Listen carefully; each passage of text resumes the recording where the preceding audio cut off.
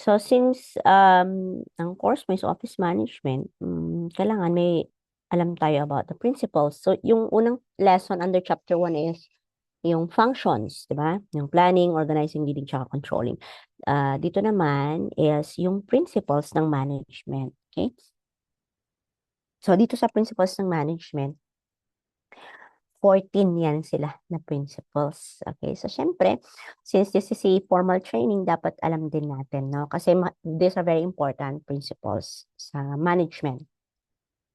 So the first one is yung uh, tinatawag natin na division of labor. Okay, so sa work mo, uh, merong division of labor. Paano mo mai-explain sa akin na may division of labor sa work mo? Nakamute ka Yes, din. ma'am. Usually kasi, dahil kami is church, meron Mm, kami tinatawag na music ministry. Meron mm, kami tinatawag na ushers. mm. Meron din kami tinatawag na greeters. Okay. Yan yung mga yan yung mga division of Mm. labors sa Bakit church. bakit natin sila dinedivide? Mahalaga kasi ang division of labors para hindi mahirap or para mas Mm. madali ang trabaho. That's right. At So sabi nga dito, kita mo yan, kalay. The more people, di ba? The more people specialize, di ba? Meron silang specialization. So Mhm. anong specialization ng mga ushers, for example? Ang mga ushers, ang specialization nila is sila yung kumukuha ng attendance, kumukuha ng Mm, names, ng guest. mm. Yeah. Nagwe-welcome, di ba? Actually, Oo. ang nagwe-welcome is greeters. Sa, Greeters, iba pa yung yeah, usher. yeah, yeah, Okay, yeah, very yeah. good. Okay, ano naman yung specialty nung nandun sa music team? Ang Halimbawa. music naman is may mga instrumentalist, may mga chorus, Mm, mga choir, and may mga yeah, soloists. May all mga, right. So, magkakaroon tayo ng efficiency. Pag sinabi nating efficient, we're going to spend the least possible time. So, in management, ito yung importante. You have time, cost, at saka effort. Okay? Kasi imagine mo if mag-isa mo lang tapos ikaw gumagawa lahat nun. That's not management. Na? yeah. So, management is about efficiency. So, when we say efficiency, we're going to use the least possible time, least possible cost, tsaka least possible effort. Okay? So, yun ang Mhm. concept ng division of labor sa management. It's called division of labor. Yung the more people specialize, the more efficiently they can perform their work.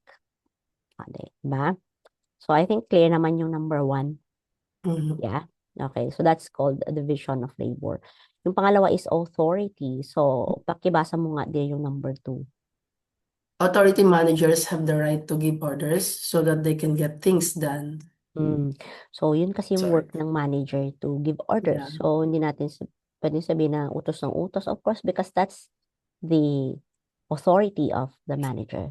Okay, that's the authority of the manager. So, the keyword there is give orders, authority. Okay?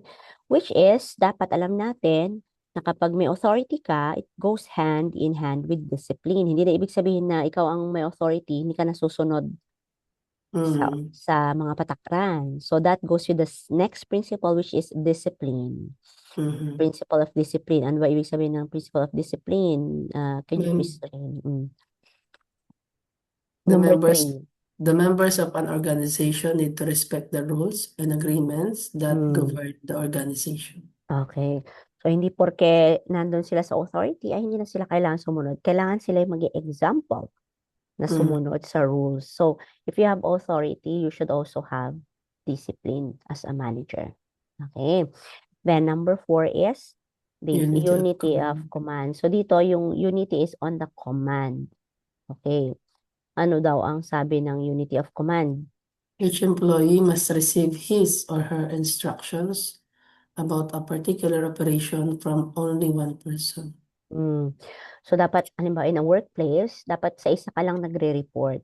Kasi if you are going to report to two people, pag sabi ni boss A, hindi. Pero sabi ni Boss B, oo. So, saan ka pupunta? So, it's going to be difficult. So, magkakaroon ng problem. And so, dapat ang principle na ito, pag in-apply natin sa workplace, dapat you are going to report to only one person.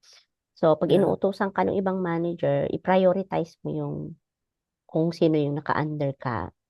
Or kung ikaw si manager, you have to give instruction to that employee that you report only to me. So, you are Yeah. only obliged to report to me and you are only obliged to follow instructions from me.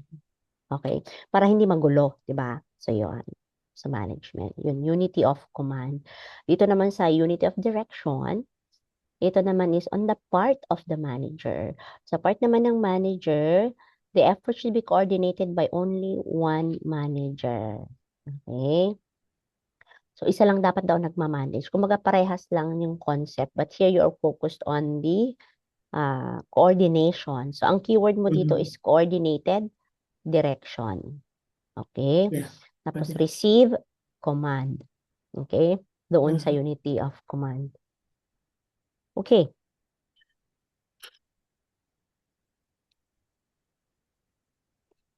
Clear ba? Any questions so far? Yes, ma'am. Yes. Okay, Very clear good. naman. Sige. Lagyan lang natin ng check yung tapos na natin para, ayan. Okay? Okay ba? Yes, ma'am. Right. So, next, number 6. Number 6 is subordination of individual interests. So, tayo kasi as human beings, we have individual interests, okay? May sarili tayong mga gustong ma-achieve as an employee or as a person, as a professional. Ang sinasabi dito sa principle na to is that you have to have that interest. Kung ano man yung interest mo, it should not take precedence or over the interest of the organization as a whole. So dito sa concept na to ng principle of management, dapat uunahin yung kabutihan ng organizations. For example, in your church, uh, ang bawat isang member, regardless of their position, ang priority dapat is uunahin yung good ng church, huwag yung good lang ng isang person. Okay? Ito pang ginagawa natin is for the good of the church. If yes, okay, that's good. Yun ang priority natin. Ito ba, pag gusto ko ganito, pag ginawa ko ba ito, makakatulong sa church? Ganun dapat ang konsepto niya. Yun ang ibig sabihin. So, yung mga interest natin as a person, like you want to be famous, ibababa mo yon over the or you want to be somebody who is known or respected, iunahin mo yung kapakanan ng church kasi yun ang sinasabi ng subordination of individual interest. Another example naman sa office work. So since sa office may internet, di ba? May may mga facilities. So as a person, pwede natin gamitin yung mga yan for our personal use, 'di ba? Gawin ko muna yung i-download ko muna yung assignment ng anak ko, gawin ko muna yung assignment ng anak ko habang nasa office. Well, that is time saving, pero hindi na siya nagiging subordination of individual interest. Mhm. So the resources are there para magamit mo for the interest of the organization, supposedly. So if that's the case, nagkakaroon ng conflict of interest. Have you heard of that? Yes, yes, ma'am. Yun, nagkakaroon ng conflict of interest kung nauuna yung interest mo kesa Mhm. yung interest ng organization. So, what it says here is that yung individual interest ng bawat member should not be over yung sa interest ng organization. So, dapat ang priority natin is the organization, huwag yung Mhm. sarili natin. As an employee, as a manager, as a secretary, etc. Yun ang sinasabi ng principle na yan. Okay. Yes, ma'am. Right, next, doon naman tayo sa remuneration. Can you please read number 7? Compensation for work done should be fair to both the employee and employer. Oo, kasi pag hindi naman fair yan, hindi naman magtatagal ang staff and vice versa, no? So, sino ba naman gustong trabaho ng walang sahod or walang compensation? There should be something, Mhm. remuneration. May dapat. Remuneration, and usually in an organization, magsa-start ka sa salary grade 1, then you go to salary grade 2, ganyan. So, depending on the policies of the organization. So, kung bago ka, even if you're highly qualified, sometimes yung mga company, they would let you go through a pay scale, tinatawag. So, you have to go to the salary grade 1. After 1 year, then you can go to 2 and 3 and 4 regardless of your qualifications. Pero may mga organizations that if you are highly qualified, you can jump over to that position. Tapos ang payment mo na ng salary mo is depending on your qualification. So what we're trying to say here is it has to be fair both to the employee and employer. And syempre, yung mga ito ay subject to agreement between the employee at saka employer. So bago tayo mag-sign ng contract, dapat alamin natin yung mga pay scale policy. Ano yung policies nila sa pay, sa remuneration. So, wag yung, okay, nag-apply tayo, tapos hinire tayo, hindi na tayo nagtanong. Sa interview, tatanungin ka, do you have any questions? Tapos wala ka namang tinanong. Tapos nung na-hire ka na, magtatanong ka ngayon, bakit ganito ang sahod ko? Kasi hindi ka nagtanong nung una. Okay, so anyway, remuneration is all about fairness in terms of compensation. Okay? Next is centralization. Okay, pakibasa nga, number 8. Decreasing the role of subordinates in decision-making is centralizing. Increasing their role is decentralization. Okay, ganito kasi yan. So, sa organization, halimbawa sa church, no? Ito yung church ninyo. Sino yung nagdi-decide? Halimbawa, magdi-decide kayo, anong petsa mo ngayon? April. Okay, so, magkakaroon kayo ng Easter Sunday celebration, halimbawa. Yeah? Kunyari lang. Okay? Kasi Holy Week, di ba? So, magkakaroon kayo ng Easter Sunday. So, Easter Sunday celebration. Sino ang magdi-decide kung kailan at saan? Easter Sunday. Sino ang magdi-decide dyan? Centralize. Sino ang magdi-decide kung saan tayo magsi-celebrate ng Easter Sunday? Yung pinaka-head, pinaka-manager or So, pinaka-leading. anong pangalan niya? Ay, anong role niya? Anong role niya? Halimbawa, bishop like this. Bishop. Okay, si Bishop. Halimbawa, si Bishop. Si Bishop ba, diretso na lang sasabihin, okay, announcement, Easter Sunday, sa Sunday, alauna ng hapon, from alauna hanggang alas 4, ganito, and all the details are there already. Tapos, kalas, finish. And then everybody will just have to follow. Ang tawag doon ay centralizing. Ibig sabihin, hindi mo na in-involve yung mga members on the decision making about that event. Okay? So, the role of subordinates in decision making ay hindi siya very high. It's decreasing. Decreasing. Ibig sabihin, pag sinabing decreasing, halos wala ka ng involvement. Okay? Hindi ka nagtanong kung kailan yung Easter Sunday celebration. Okay? So, basta si Bishop, sinabi niya na lang, ito yung details, okay? Tapos, di-distribute na niya yung information. Tapos, mga subordinates, employees, and members, susunod na lang, ganon. Okay. On the other way around, ang tawag doon ay centralizing, ha? Centralization. Centralizing kung isang person lang yung nagdi-decide. But, kung ang gagawin ni Bishop is like this, okay, announcement, kakaroon tayo ng meeting, ganyan siya. Okay, tapos sa meeting, magdi-decide kayo and you will have to vote kailan nyo gusto mag-celebrate, anong oras, anong suggestion. Okay, so first mag-ano muna siya ng meeting to get suggestions. Okay, ano pa, to get information. Okay, ang tawag doon is, ini-involve nila kayo sa decision making. Okay? Increasing the role in decision making, ang tawag doon ay decentralization. Okay? So, I hope that's clear. Yes, ma'am.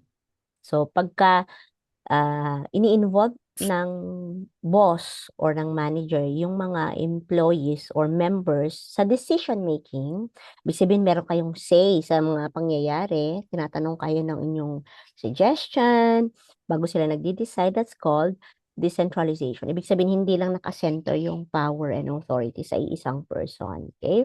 So, the concept of the principles of management sa centralization is about the decision-making process, kung involved ba o hindi yung mga subordinates or members. Okay, Okay. kaya pa. So, division of Yes. labor, hati-hati ng work, authority, meron kang authority to give orders, pero kailangan may discipline din. Unity of command, kukunin mo lang yung ah, command mo from one person. You should receive only from one person. Yung unity of direction, isa lang dapat ang nagko-coordinate. So, take note yung keywords dyan, ha? Keywords dito is receive para sa command. Tapos, coordinated is for that direction. Para hindi mo siya mapag-interchange, itong unity of command and unity of direction. Okay? I hope that's clear. Yes, Right. ma'am.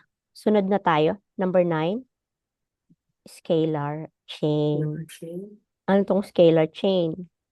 A line of authority in an organization, often represented by the neat boxes and lines of the organization chart, runs Hmm. in order by rank from top Hmm. management Hmm. to the lowest level of the company. Hmm. So, ano lang yan siya? Para siyang naka-represent siya into para siyang chain, na parang diretsyong chain. Ano ba yung diretsyong chain? Ibig sabihin, may sunod-sunod, pagkakasunod-sunod. So, magsa-start sa pinakamataas, highest, si Bishop. Tapos susunod, sinong kasunod ng Bishop under him is hindi ko alam kung sino. Uh, Okay. Tapos ito naman, siguro may mga tatlo siyang, mga people under him. Ganyan. So, it is represented by boxes. Ito yung tinatawag natin na organizational chart, no? Nakalagay yung pinakamataas, ganyan, pababa. Hanggang sa pinaka-lowest position sa organization. So, okay. it is represented by the organizational chart, itong scalar chain. So, meron kang top management to the lowest level of the company. Okay? So, makikita mo yan na represented by neat boxes. Basta may boxes, scalar chain na yon. Labor chain, yeah. So, yan. Para hindi ka mahirapan sa quiz, we'll take note of the keywords. Okay? Right. I hope. Kaya pa? Yes, ma'am. O, uso-uso ang sipon ngayon, no? Okay. Sunod, number 10. Order, materials and people should be in the right place at the right time. Okay, ito naman, syempre, ibig sabihin, ilalagay mo yung correct people sa correct position. Halimbawa, sabi mo sa division of labor, may kanya-kanya silang mga assignments, di ba? Nung dinidivide mo yung labor, kinonsider mo rin yung kanilang mga talents, right? Yung kanilang mga skills. So, that's called order. So, pag ikaw si manager, hindi mo siya ilalagay doon sa place na hindi siya makaka-work efficiently or effectively. So, for example naman sa office work, sino ilalagay natin sa pag-check ng mga accounts? Accountant. Oo, di ba? Yung magaling magsalita, saan mo siya ilalagay? Anong position? Magaling magsalita, very eloquent, magaling mag-speech, ganyan, magaling siya mag-convince. Ganun. Mhm. So saan mo siya ibibigyan ng ng position or anong task ang ilalagay mo sa kanya? So mga ganyan, no? So that's what you're gonna do. Being strong So leader or whatever. materials and people should be in the right place at the right time. Siyempre, hindi mo naman ilalagay yung song leader yung sa hindi naman marunong kumanta, 'di ba? Not Mm. necessary, pero it would be better kung mas marunong kumanta, 'di ba? So, parang ganun. Mhm. Mm-mm. Okay, next, 11. Equity. Hmm. Managers should be both friendly and fair to their subordinates. O, maging patas daw sa mga subordinates. So, the root word here is, ano yung root word dito? It's equal. From the word equal, which is parehas, magiging fair, no? Okay, Fair. so, Both friendly. both friendly and fair. And number 12, Stability of tenure of staff. okay, itong Employee. stability, Mhm. itong stability of tenure of staff.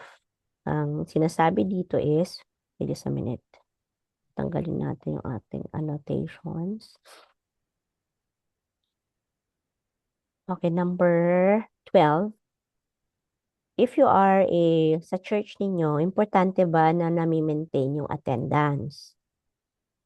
Yes. Mm. Opo. Importante ba na nami-maintain yung mga employees? Yes po. Okay, bakit?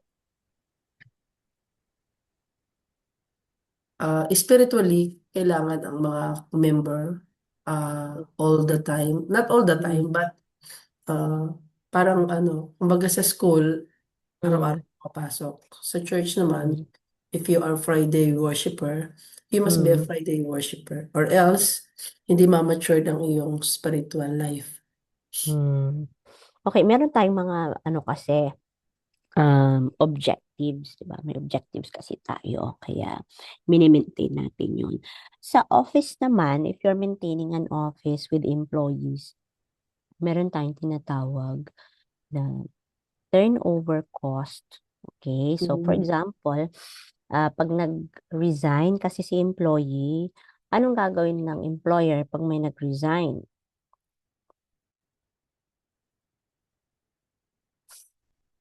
Pardon, Anong ma'am? gagawin anong gagawin ng employer pag nag-resign yung isang staff? Yun, I don't have any idea of that. Siyempre, mag-hire tayo ng replacement, di ba? Okay. Yeah, yeah, yeah. Oo. Di ba? Kasi alam mo, ang manager, As pag a company. oh, as a company. So, meron kasing tinatawag na turnover cost. Ito yung cost na masispend over a resignation. Kasi pag walang gagawa ng trabaho niya, hindi mangyayari yung objective natin. For example, a person who is nasa marketing, tapos biglang nagkaroon ng family problem niya, so kailangan niya mag-resign or kailangan niya umuwi for good sa Pinas, so kailangan natin ng replacement. Parang Mm. ganon, no? So, anong mangyayari pag wala tayong marketing team, halimbawa, sa organization, sa business natin? Hindi walang magmamarket, wala tayong makukuhang customer, which will impact our revenue, yung kita natin. So, ang gagawin ni employer is to make sure na yung turnover cost ay mababa. Okay? So, gagawin niya yan through training and replacement. Ngayon, pag nag-hire ka ng bago, ititrain mo ulit, di ba? Panibagong training, panibagong expense, bagong uniform, etc. So, para maiwasan na mataas yung turnover cost, kailangan stable yung tenure ng staff. Yun ang ibig niyang sabihin dyan. Okay? So, meron kasi din tayong tinatawag na sa stability ng tenure of staff, meron din tayong tinatawag na turnover rate. Okay? Itong turnover rate is yung percentage ng employees na nag-resign. Okay?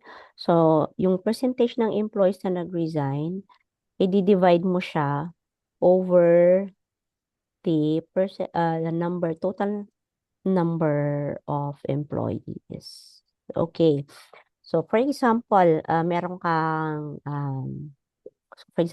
tayong 100 employees for the first quarter ng 2026. At dahil may giyera, natakot yung iba, nagpa-repatriate.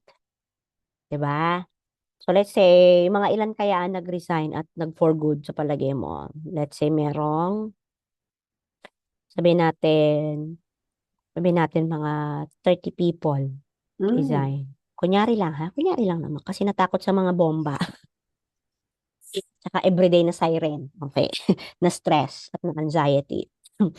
So, um, following the formula, ano ang turnover rate? Ano yung turnover rate? The percentage of employees resigned over the total number of employees. So, ang mangyayari dyan is, sige nga, i-ano natin, i-calculate natin.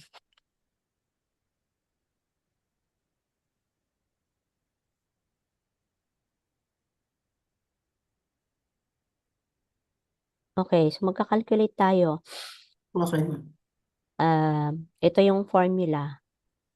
Turnover rate is equal to the percentage of employees resigned over the rate of employees that resigned over the total number of employees. So, dito sa example natin, meron tayong 100 employees. Tapos, ang 30 people yung nag-resign. So, ang tanong, ano yung turnover rate? So, the formula would be, susundan natin, excuse me, ang formula is, ilan yung nag-resign? 30, 30. diba? So, i-divide daw natin yan siya sa number ng total employees. So, ano yung sagot dito? Paki-calculate nga. 3.33. Ha? 30 divided by 100. 30 divided by 100. 0.3. Okay, 0.3. Tapos, i-multiply lang natin sa 100 para maging percentage. So, ang sagot dyan is 30%. So, Yeah, kung ikaw, 30%. kung ikaw ang manager, within 1 month, 30% ng employee mo nag-resign. Maganda ba to? Yes or no? No, No, bakit? hindi magiging effective ang business if ever Mm. kulang ang tao. Oo. So, kailangan as a manager, stable yan. So, you do your best to maintain them. Stable dapat, okay?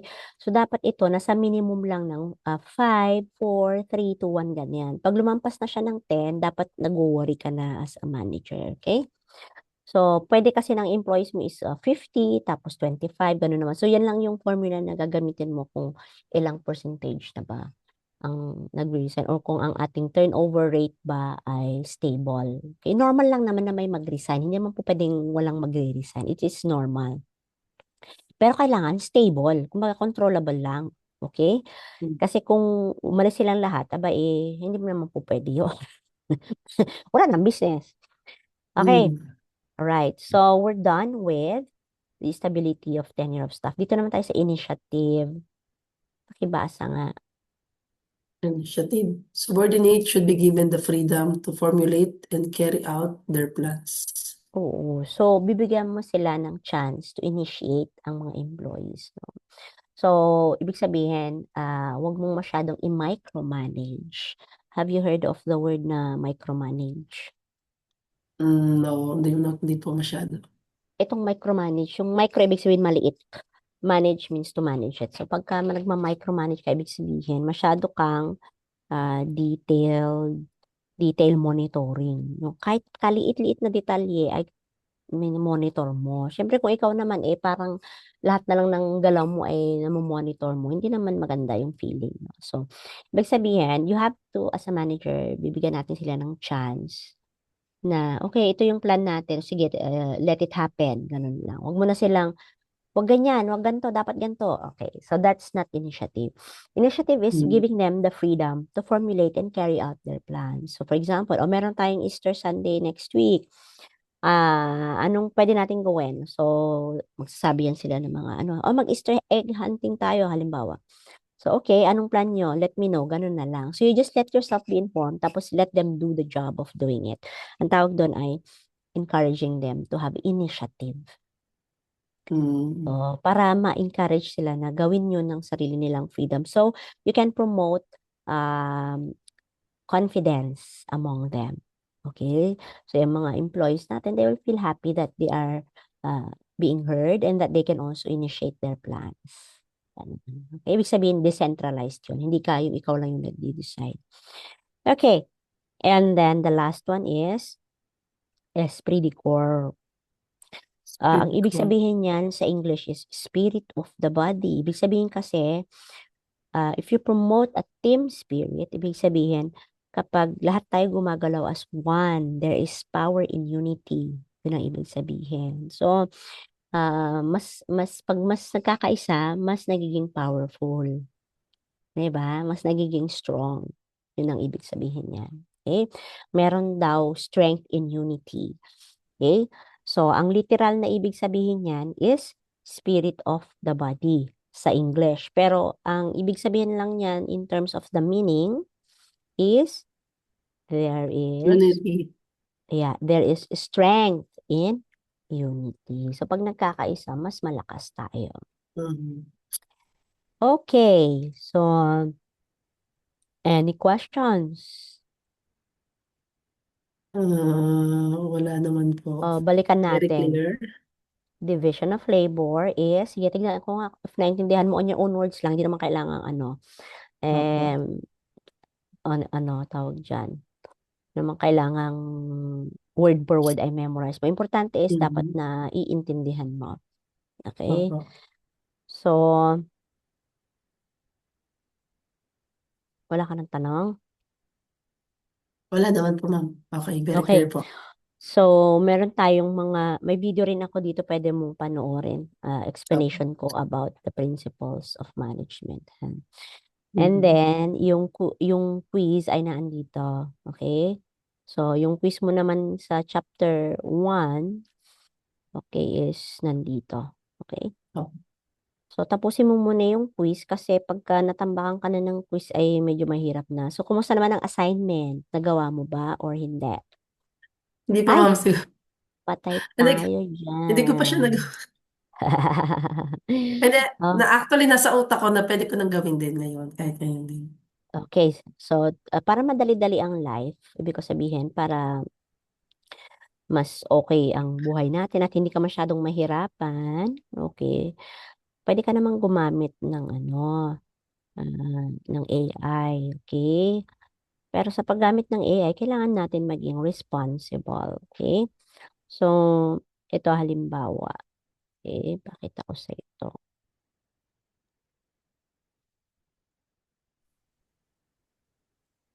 Kita mo ba yan?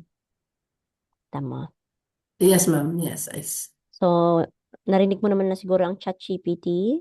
Yes po, yes. O, ganito lang, ilalagay mo lang yung prompt sa ChatGPT. Sabihin mo, "Hi, ChatGPT, bibigay mo yung sitwasyon mo kasi yan, ibibase niya yung help basing on the information you're gonna give. So, I am a student of yung office management course. Okay?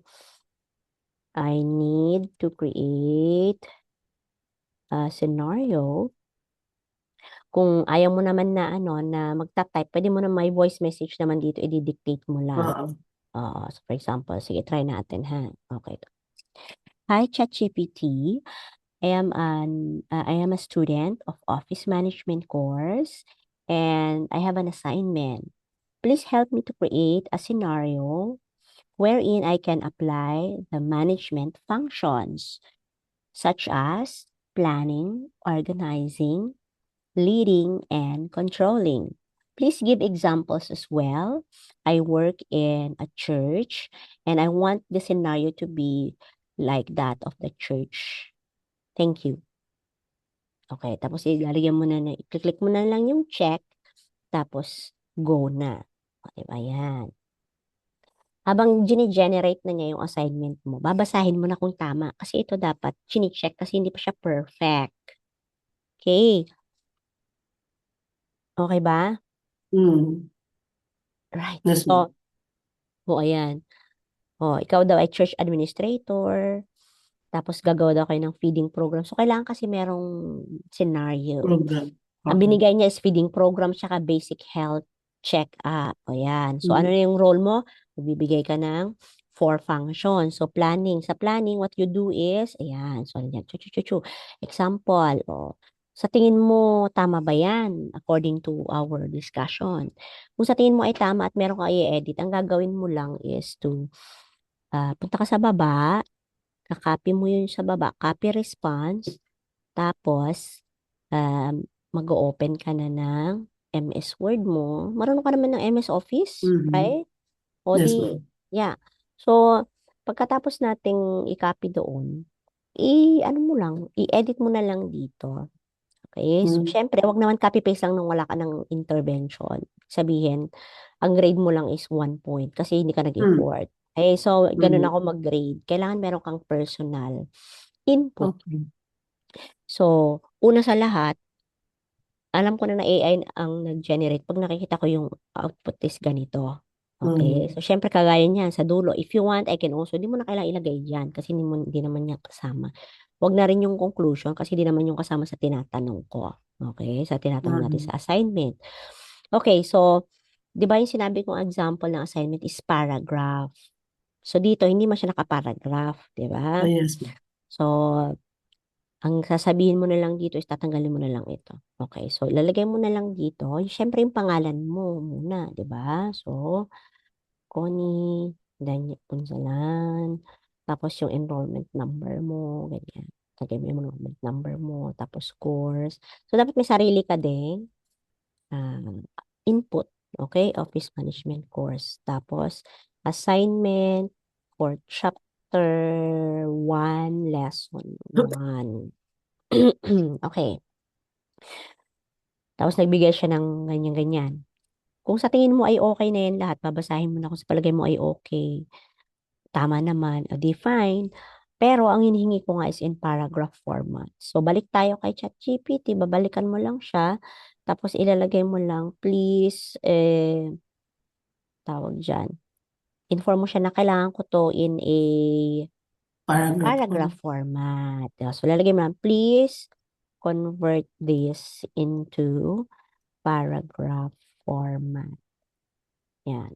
Tapos mag-generate na siya ng paragraph format. So, hindi naman siya mag-generate ng correct information pag hindi rin tama yung binigay mong prompt na or command. No? Yan. So, tapos babasahin mo na lang ulit. Tama ba yan? Tama ba yan? O, yan. Chu, chu, chu, chu, chu, chu. Okay. Okay? So, Yes, ma'am. ikakopy mo na lang to nung sa baba. O di tapos na ang assignment. O, ikaw talaga. Pero kung ano ba yung nasa isip mo? Ano ba yung nasa isip mo na sana na i-discuss mo? Parang ano lang din po, parang sa church meron kaming gagawing parang family Mm. day, ganun. Okay, so ito kasi ang ano niya is food, anong tawag doon? Ah, Magpapakain. Hindi papalitan mo na lang yung parang ganun din po siya, oo, kasi parang papalitan mo na family lang. day, may mga Oo, games, yeah. parang Okay. So, imbis na feeding program, palitan mo na lang ng family day. So, mm, so ang gagawin mo na lang is mag-control F ka na lang, tapos feeding program.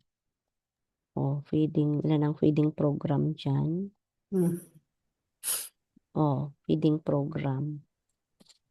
Then, i-replace mo lang yan siya ng family day. Replace all. So, ah, lahat ng makikita niya dyan na feeding program, papalitan niya ng ah, family day. Para hindi mo papalitan ng isa-isa. Kaya, replace. Okay. So, isa lang pala yung may feeding program dyan. Okay na. So, okay kung lang. okay ka na sa budget, edi tapos na yung assignment, tapos isubmit mo na sa akin in PDF format. Okay? Mas okay kung may PDF format. So, pwede ka rin